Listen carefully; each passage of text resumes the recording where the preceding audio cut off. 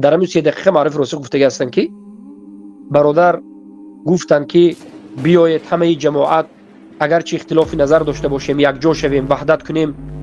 معرف راسخ میگه که این سخنش یعنی خیلی چی است رجوع کنه توبه کنه دین او، یعنی این طعنه به کفر است.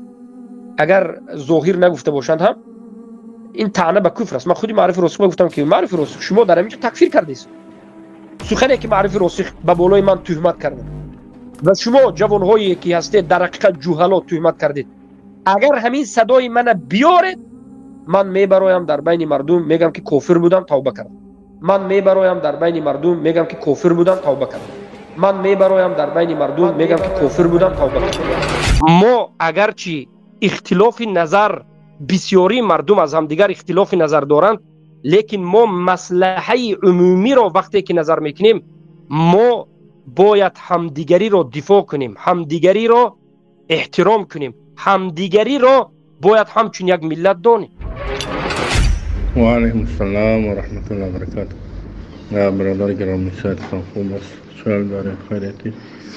نه بازو اول اومدم باره مدنی صاحب گپ زدم که یک جایش میگه که با وجود که اختلاف نظر داریم ای تاجیکا با خاطر مصلحت عمومی بین از یک دیگر خود دفاع کنیم و ای دیگر احترام کنیم. یعنی اختلاف عقیده، اختلاف نظر، اختلاف عقیده خودش توضیح داد. میگه با وجود از چطور از یک دیگر تان دفاع میکنه، یعنی میخوام معنای وحدت هم میتم. و ما اونجا گفتم که میگه که بین این تاجیکا با وجود اختلاف نظر داریم با دیگر متحد شن. دیگه این کلماتی است که یعنی ظاهرش کفر است دیگه، که با کفاری که عقیدهش خلاف است و میگه ما متحد میشیم. اونا با ما ارتباط گرفتن، گفتن شما هم گپای ما رو ببینین، ما این گپا نگفتیم، این تو گفتن. و ما باز دوباره رفتم سعی کردم او را دیدم و نظر شاید چی کردم دوباره در دقیقه 26 تا 27 این گپا گفتن.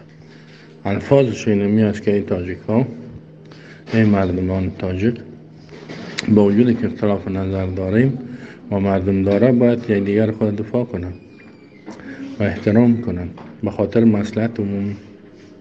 اینم گپا مرا گفت که تو مرا قسم داد گفت ببینم گپای ما و باز بگو. دیدم و این گپ بود، ما برش باز پیام ماندم که این گپ واضح روشنه.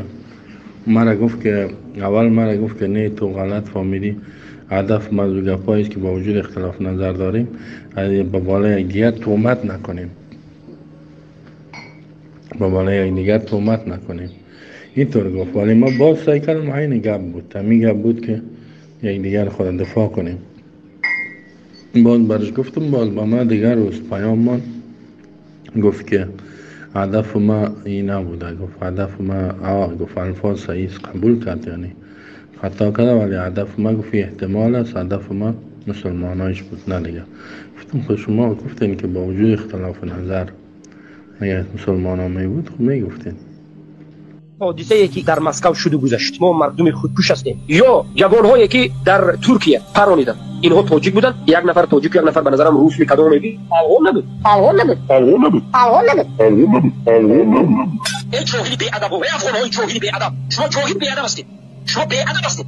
ای افغانی جاهل، ای افغانی کبرا، ای جاهلی ای کبرا، ای منافقین.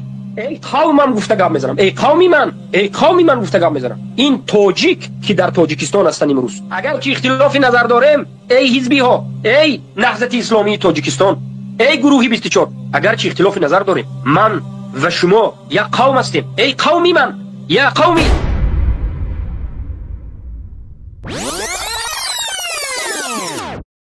اگر همین صدای من بیارید من میبرایم در بین مردم میگم که کافر بودم توبه کردم. من میبرایم در بین مردم میگم که کافر بودم توبه کردم. من میبرایم در بین مردم میگم که کافر بودم توبه کردم.